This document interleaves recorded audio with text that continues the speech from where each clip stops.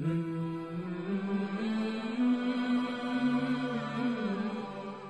اللہ الرحمن الرحیم الحمد للہ وکفا وسلام علی عباده الذین اصطفى اما بعد فقد قال اللہ تبارک وتعالی فی القرآن المجید والفرقان الحمید اعوذ باللہ من الشیطان الرجیم بسم اللہ الرحمن الرحیم الا ان اولیاء اللہ لا خوف علیہم ولا هم يحزنون الذين آمنوا وكانوا يتقون لهم البشرى في الحياة الدنيا وفي الآخرة ذلك هو الفوز العظيم صدق الله ومولانا العظيم سبحان ربك رب العزة عما يصفون وسلام على المرسلين والحمد لله رب العالمين اللهم صل وسلم وبارك على سيدنا ونبينا ومولانا محمد افضل صلواتك وعدد معلوماتك وعلى آله وصحبه وذريته وأهل بيته أجمعين إلى يوم الدين اللهم صل وسلم وبارك على سيدنا ونبينا ومولانا محمد افضل صلواتك وعدد معلوماتك وعلى آله وصحبه وذريته وأهل بيته أجمعين إلى يوم الدين اللهم صل وسلم وبارك على سيدنا ونبينا ومولانا محمد افضل صلواتك وعدد معلوماتك وعلى آله وصحبه وذريته واهل بيته اجمعين الى يوم الدين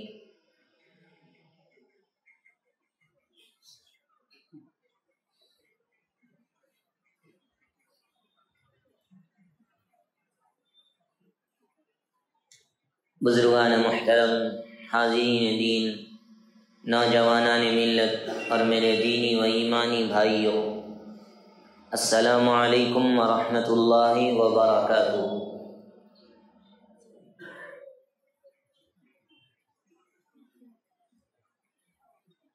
قرآن مجید میں اللہ رب العزت نے جس لفظ پر بہت خاص انداز میں زور دیا ہے وہ ہے لفظ تقوی۔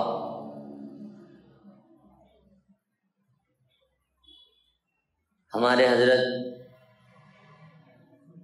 ارشاد فرمایا کرتے ہیں کہ جس طرح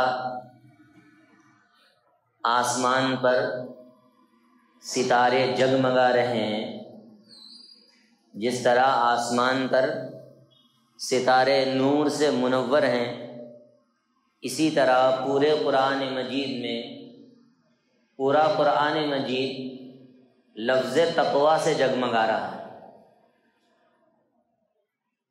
قرآن مجید کی کئی آیات میں اللہ نے لفظ تقوی کو ذکر فرمایا۔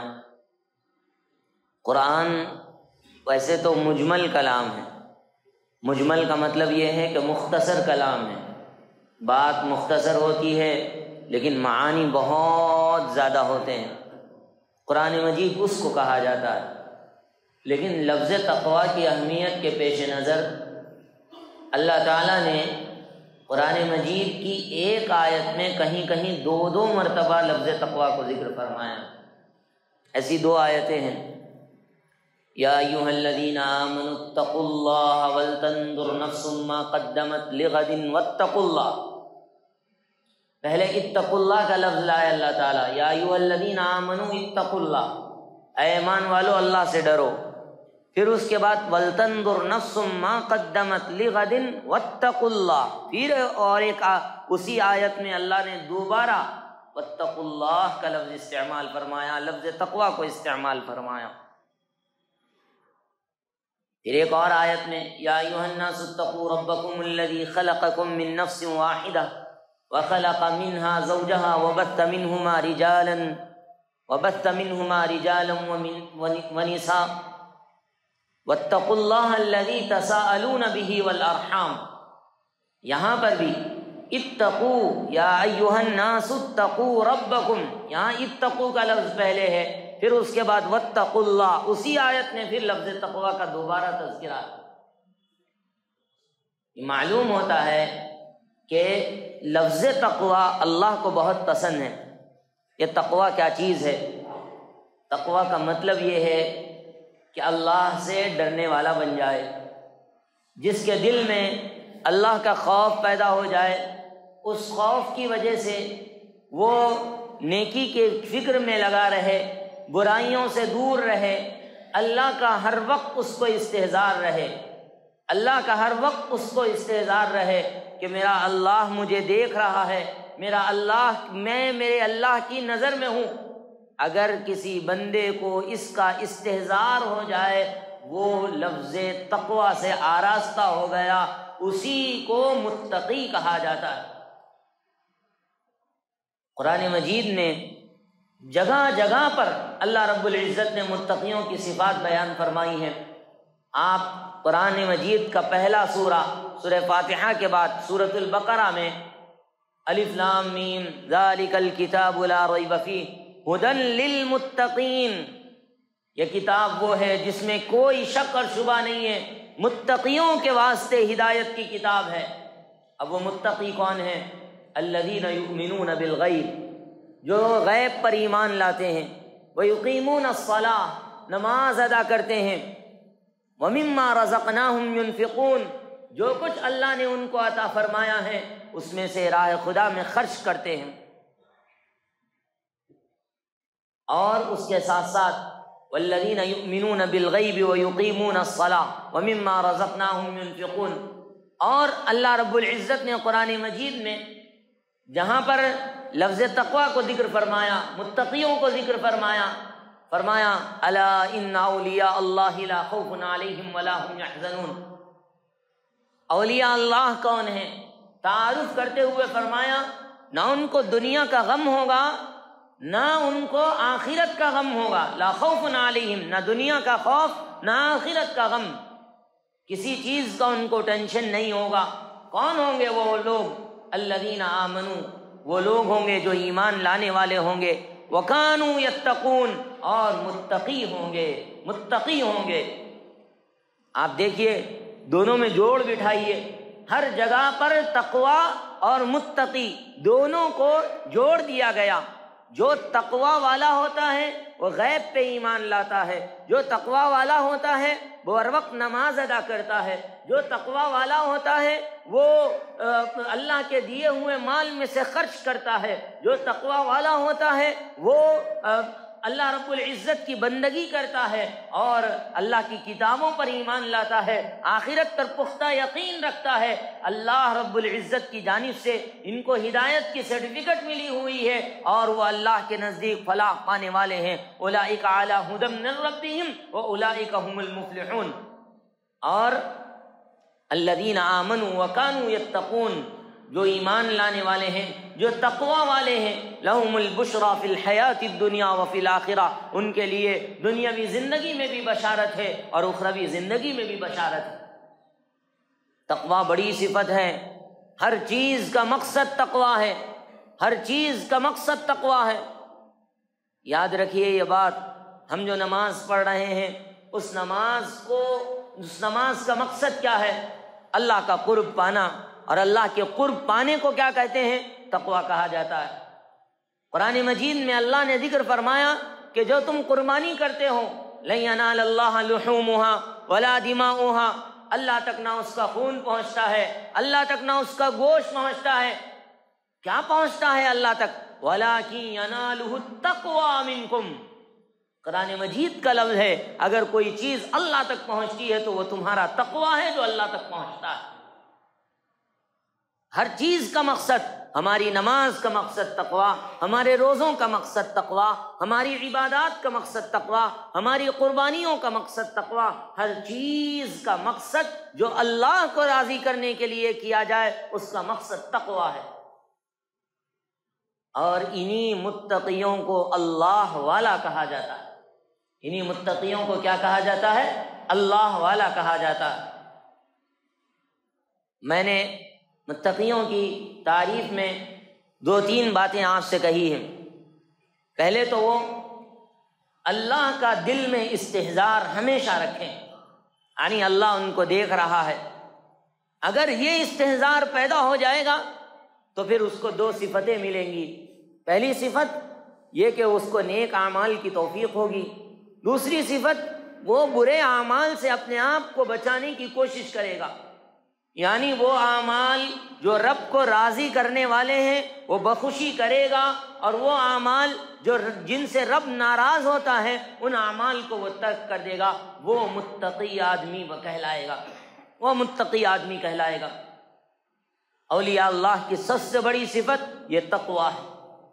اس وقت میں آپ کے سامنے یہ بیان کرنا چاہ رہا ہوں کہ اولیاء اللہ جتنے بھی ہیں وہ سارے کے سارے متقی تھے.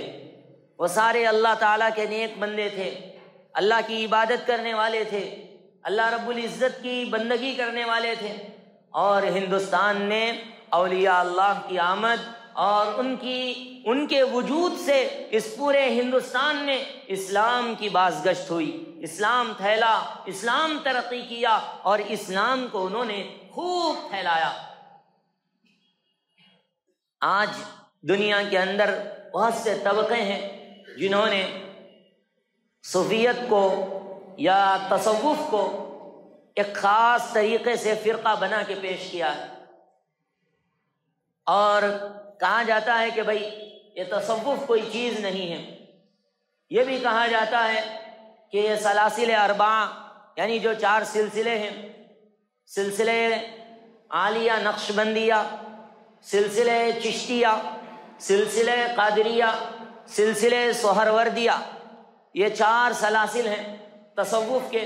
یہ 4 سلاسل کو لوگوں نے، بلکہ بعض افراد نے خاص طور پر ٹارگٹ کر کے ان کو فرق کا نام دیا. حالانکہ یہ تصوف دین اسلام کا ایک جز ہے. تصوف اسلام کا ایک اہم شعبہ ہے. آپ صلی اللہ علیہ وسلم کی مقاصد بعثت میں سے ایک ہے. اللہ کے رسول صلی اللہ علیہ وسلم کو جن مقاصد کے لیے اللہ تعالیٰ نے اس دنیا میں بھیجا تھا، ان مقاصد میں سے ایک بڑا مقصد تصوف ہے. لقد من اللہ علی المؤمنین اذ بعث فیہم رسولا. اللہ تعالیٰ نے مومنوں پر احسان فرمایا کہ ان میں رسول کو مبعوث فرمایا. یتلو علیہم آیاتہ، جو قرآن مجید کی آیات کی تلاوت کرتے ہیں، ویزکیہم، اور اس کا تزکیہ کرتے ہیں، جن کا لوگوں کے دلوں کا تزکیہ کرتے ہیں. وَيُعَلِّمُهُ الْكِتَابَ وَالْحِكْمَةَ، اور ان کو کتاب و حکمت کی تعلیم دیتے ہیں. اب یہاں پر دیکھیے جو تزکیے کا لفظ آیا، تزکیے کا دوسرا معنی ہے تصوف. تزکیے کا دوسرا معنی ہے تصوف. اصلاح باطن کا معنی ہے تصوف. آج امت کے اندر بہت سے طبقے ایسے چل رہے ہیں جو تصوف کو اور صوفیت کو ایک طرح سے، صوفیزم کو ایک طرح کی بدعت اور ایک طرح کی گمراہی قرار دیتے ہیں، جبکہ وہ اسلام کا ایک اہم ترین شعبہ. میں آپ کو اس کی مثال دیتا ہوں اور سمجھانے کی کوشش کرتا ہوں کہ اگر آپ کے سامنے کوئی بچہ بیٹھا ہوا ہے کلاس میں، وہ بچے کو اگر آپ ایک ورڈ یاد دلا رہے ہیں، الف الف الف الف، بار بار اس کو پڑھا رہے ہیں، تو ایک مرتبہ بچہ پڑھتا ہے پھر بھول جاتا ہے، پھر ایک مرتبہ پڑھتا ہے پھر بھول جاتا ہے.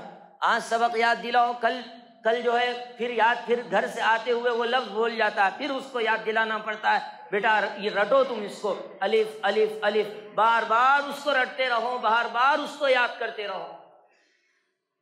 اب جب بچہ رٹ کے دماغ میں مستحضر کر لیتا ہے پھر وہ بچہ آگے بڑھ جاتا ہے. حضرت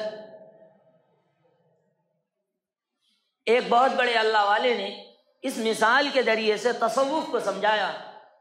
اللہ والے جب خانقاہوں میں بیٹھ کر اللہ اللہ کا نام پکارتے ہیں، لا الہ الا اللہ لا الہ الا اللہ کی صدا لگاتے ہیں، اللہ اللہ کی صدا لگاتے ہیں، الا اللہ کی صدا لگاتے ہیں، کیا مقصد ہے؟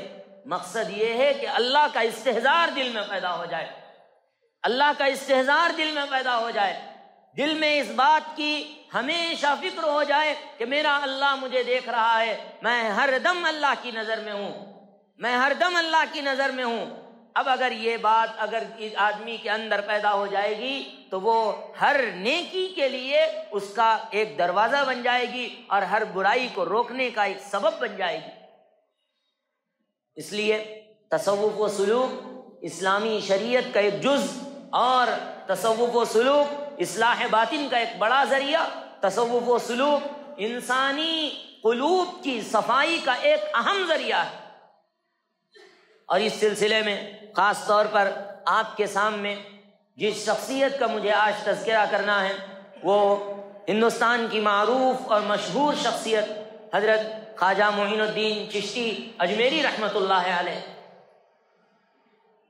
اللہ پاک نے حضرت خواجہ معین الدین چشتی اجمیری رحمۃ اللہ علیہ سے نہ صرف ہندوستان میں بلکہ پورے بلاد عجمیہ میں اسلام کی تبلیغ اور اس کی اشاعت کا بڑا کام لیا، جن سے تاریخ کے صفحات انکار نہیں کر سکتے۔ آپ ان کی تعلیمات کو پڑھیے، ان کی زندگی کے واقعات کو پڑھیے۔ آج ہم ضرورت ہے کہ ہم ان کی تعلیمات کو پڑھیں، اپنے بڑوں کو پڑھیں۔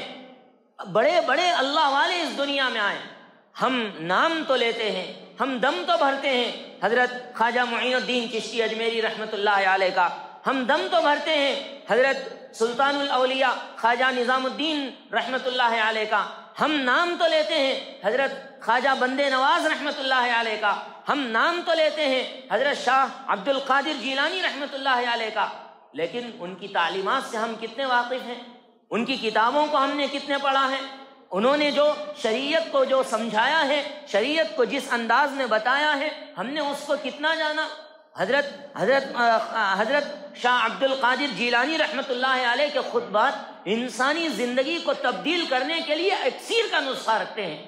علماء کرام فرماتے ہیں حضرت کے زبان میں اور حضرت کی بات میں ایسی تاثیر تھی کہ جب کسی مجمع پہ تقریر کیا کرتے تھے، ایک لفظ سے مجمع بلک بلک کے رویا کرتا تھا۔ کیا آج وہ موجود ہیں؟ آج ان کی تعلیمات موجود ہیں، ان کی کتابیں موجود ہیں، اور ان کی کتابوں کے ذریعے سے امت میں ایک بڑا کام ہو رہا ہے، لیکن ہم کیا اس کو جانتے ہیں؟ ان کی تعلیمات سے ہم واقف ہیں، ہم دم تو بھر رہے ہیں، ہم نام تو لے رہے ہیں، لیکن ان کی تعلیمات سے ہمارا کوئی رابطہ نہیں ہے۔ آج ضرورت ہے کہ ہم اپنے ان اولیاء اللہ اور ان اکابر کو مانتے ہوئے ان کو پڑھنے کو اور ان کو سمجھنے کو ہم ضروری سمجھیں، ان کی تعلیمات کو سمجھیں، ان کی مزاج شریعت کو سمجھیں کہ انہوں نے کس طرح سے اسلام کو پھیلایا ہے اور کس طرح سے آگے بڑھے ہیں۔ حضرت خواجہ معین الدین چشتی اجمیری رحمۃ اللہ علیہ کے بڑے خلفاء ہوئے، اور اس میں حضرت صابر کلیری رحمۃ اللہ علیہ کا ایک بڑا نام آتا ہے، اور بھی بہت ہیں اور جن کا اس مختصر سے وقت میں تذکرہ نہیں کیا جا سکتا۔ بڑے اللہ والے آئے ہیں۔ آج ہمیں اس بات کی ضرورت ہے کہ ہم ان کے تذکرے کو عام کریں، ان کے اوصاف اپنے اندر پیدا کریں۔ وہ اللہ سے ڈرنے والے لوگ تھے، ہم بھی اللہ سے ڈرنے والے بن جائے۔ وہ دلوں میں کسی کے لیے بغض اور حسد نہیں پالا کرتے تھے، ہم بھی اپنے دلوں سے بغض اور حسد کو صاف کریں۔ وہ اللہ والے تھے، ہم بھی اللہ والے بننے کی کوشش کریں، اور وہ دین پر چلنے والے تھے، ہم بھی دین پر چلنے کی کوشش کریں۔ ان کا ظاہر اور باطن صاف اور پاک تھا، ہم بھی اپنے ظاہر اور باطن کو پاک صاف رکھیں۔ وہ جیسے ظاہر میں دکھتے تھے اندر بھی ویسے ہی تھے۔ ہم تو ظاہر میں اچھے ہیں لیکن اندر ہمارا باطن خراب ہے، تو پھر جو ہے ہم کیسے ان کی تعلیمات کو ماننے والے کہلائیں گے؟ ہم کیسے ان اولیاء اللہ کو ماننے والے قرار پائیں گے؟ اس لیے ضرورت ہے خاص طور پر اس وقت میں آپ کے سامنے جو تذکرہ کیا گیا اور جو اللہ والوں کا حال بیان کیا گیا، ہمیں اس کی ضرورت ہے کہ ہم پڑھیں۔ آج امت کا ایک تباہی کا ایک المیہ ہے کہ آج امت نے پڑھنا چھوڑ دیا، اور اس میں زیادہ تر نقصان پہنچایا ہے موبائل کے بے قابو استعمال نے۔ موبائل نے آیا، جو پڑھنے والے تھے انہوں نے بھی نہیں پڑھا، وہ بھی پڑھنا چھوڑ دیے، اور واٹس ایپ پر فیس بک پر چند مضامین آ جاتے ہیں، یا ہر روز کے چند میسیجز آ جاتے ہیں، بس وہ پڑھ کے ہم سمجھ رہے ہیں کہ ہم نے پڑھ لیا، ہم نے پڑھنے کا حق ادا کر لیا۔ نہیں، یہ پڑھنا نہیں کہلائے گا۔ آج ضرورت ہے ہم کو کہ ہم پڑھائی سے اپنا تعلق استوار کریں، ہمارے پاس لائبریریاں موجود ہو، المیہ ہیں ہمارے لیے، المیہ ہیں۔ افسوس ہے کہ مسلم معاشرے میں، مسلم بستیوں میں جہاں پر پہلے لائبریریاں قائم تھی، آج وہاں پہ چائے کی دکانیں اور کباب اور پکوڑوں اور جلیبیوں کی بنڈیاں موجود ہیں۔ کتب خانوں کا وجود ختم ہو گیا کیونکہ کوئی پڑھنے کے لیے نہیں آتا۔ اگر پڑھنا ہے تو غیر مسلموں کی بستی میں جائیں، وہاں جا کے پڑھیں، اور وہاں جا کے پڑھنا پڑ رہا ہے۔ اور ہماری بستیوں میں اگر کوئی لائبریریاں بھی ہے تو پھر وہاں نہ کوئی جانے والا ہے، نہ کوئی دیکھنے والا ہے، نہ کوئی اس کو پوچھنے والا ہے۔ معارف اسلامیہ کا کتنا بڑا کام حیدرآباد میں نظام کے دور میں ہوا۔ آصفیہ لائبریری کتنی شاندار لائبریری ہے، اور جو اب آج کہاں ہے؟ سب ختم، سب ملیاں میٹ ہو گئی ہے۔ کوئی لائبریرین رکھنے کے لیے تیار نہیں ہے۔ کیوں؟ اس لیے کہ کوئی آتا نہیں، کوئی پڑھتا نہیں، اس کا نظام کیسے چلائے؟ اچھے مخطوطات، مصنفین کی کتابیں آپ چند پیسے دیں اور وہ مخطوطات فروخت کر دیتے ہیں، کیونکہ کوئی پڑھائی سے رابطہ ہی نہیں ہے ہماری قوم کا۔ پڑھیے، اسلام کا آغاز پڑھنے سے ہوا ہے۔ اللہ کے رسول تاجدار دو عالم صلی اللہ علیہ وسلم پر جو پہلی وحی آئی اس میں سبق پڑھنے کا دیا گیا ہے۔ اقرا اقرا اقرا، پڑھیے اللہ کے رسول، پڑھیے اللہ کے رسول، پڑھیے اللہ کے رسول۔ آج ہم نہیں پڑھ رہے، نہ قرآن پڑھ رہے، نہ اللہ کے رسول صلی اللہ علیہ وسلم کی احادیث پڑھ رہے ہیں، نہ بزرگان دین کی تعلیمات پڑھ رہے ہیں، نہ ان کی کتابیں پڑھ رہے ہیں۔ ہم کچھ بھی نہیں پڑھ رہے ہیں، ہم تو بس اب سوشل میڈیا میں ریل دیکھنے میں مصروف ہیں، ہم تو فیس بک میں ہم تو فیس بک کے ویڈیوز دیکھنے میں مشغول ہیں، ہم تو بس سوشل میڈیا میں یا پھر یہ کہ فون میں گیم کھیلنے میں مصروف ہیں، ہمارے پاس پڑھنے کا وقت نہیں رہا۔ اور تو اور افسوس یہ ہے کہ اسلام کی اکثر بیشتر تعلیمات اردو میں ہیں اور ہمیں اردو نہیں آتی۔ بڑا المیہ ہے قوم کا، کچھ بھی نہیں آتا، اردو میں نام لکھنا نہیں آتا ہم کو۔ ارے بھائی، اردو عربی کے بعد اسلام کا اور ہندوستان کے اندر سب سے بڑا ذخیرہ اردو میں موجود ہے، لیکن کون ہے پڑھنے والے اردو کے؟ اردو مٹا دی گئی، اردو فنا کر دی گئی۔ ایک خاص زبان کے اوپر تعصب کی وجہ سے اردو کو ختم کیا جا رہا ہے، اسکولوں سے اردو کو ختم کیا جا رہا ہے۔ ہم کو اردو پڑھنے آتا ہے؟ کچھ نہیں آتا ہے ہم لوگوں کو اردو پڑھنا، اور نہ اس سلسلے میں کوئی فکر ہے، لینگویج کو حاصل کرنے کی بھی کوئی فکر نہیں ہے۔ اب کیا ہم اپنے قوم کا رونا روئیں، اور کیا ہم آپ کے سامنے اپنے درد کا اور اپنے دکھ کا اظہار کریں؟ آج امت کو بڑی سخت ضرورت ہے کہ وہ پڑھنے پہ آئے۔ حیرت ہے کہ تعلیم و ترقی میں ہے پیچھے، حیرت ہے کہ تعلیم و ترقی میں ہے پیچھے۔ جس قوم کا آغاز اقرا سے ہوا تھا، جس قوم کا آغاز اقرا بسم ربک الذی خلق سے ہوا، آج وہ تعلیم اور ترقی میں پیچھے ہے۔ اس لیے پڑھنے کی عادت ڈالیے، پڑھیے، تھوڑا تھوڑا پڑھیے۔ اللہ کے رسول صلی اللہ علیہ وسلم کی سیرت سے آغاز کیجیے۔ بارہا آپ کے سامنے گزارش کی گئی، چند منٹ، 5 منٹ اپنی زندگی کے 23 گھنٹے 55 منٹ آپ اپنے مشاغل میں رکھیے، 5 منٹ کتاب کے ساتھ بتائیے، 5 منٹ کتاب پڑھیے۔ خیر جلیس فی الزمان کتابو، اس زمانے میں اگر کوئی بہتر رفیق ہے تو وہ کتاب ہے، کتاب سے ہٹ کے اور کوئی چیز نہیں ہے۔ اچھی کتابیں، دینی معلومات سے لبریز کتابیں پڑھیے، کوشش کیجئے کہ اردو زبان سیکھیں، اردو پڑھنا لکھنا آئے اور اردو کو سمجھنے کی ہم کوشش کریں۔ اللہ پاک ہمیں توفیق عمل سے مالا مال فرمائے، اپنے اکابر کی اسلاف کی زندگی کو پڑھ کر اپنی زندگی میں تبدیلی لانے کی توفیق نصیب فرمائے، اصلاح باطن کی اللہ پاک ہمیں توفیق نصیب فرمائے۔ اللہ پاک ہمیں ہمارے اپنے بزرگان دین سلاسل اربع، سلسلے چشتیہ، قادریہ، نقشبندیہ، سہروردیہ، یہ جو سلاسل اربع ہے، ان بزرگان دین کی اللہ پاک قبروں کو نور سے منور فرمائے اور ان کے فیوض سے اللہ پاک ہمیں بھی بہرور فرمائے۔ آمین یا رب العالمین۔ وصلی اللہ تعالی علی سید المرسلین محمد وآلہ وصحبہ اجمعین برحمتک یا ارحم الراحمین والحمد للہ رب العالمین۔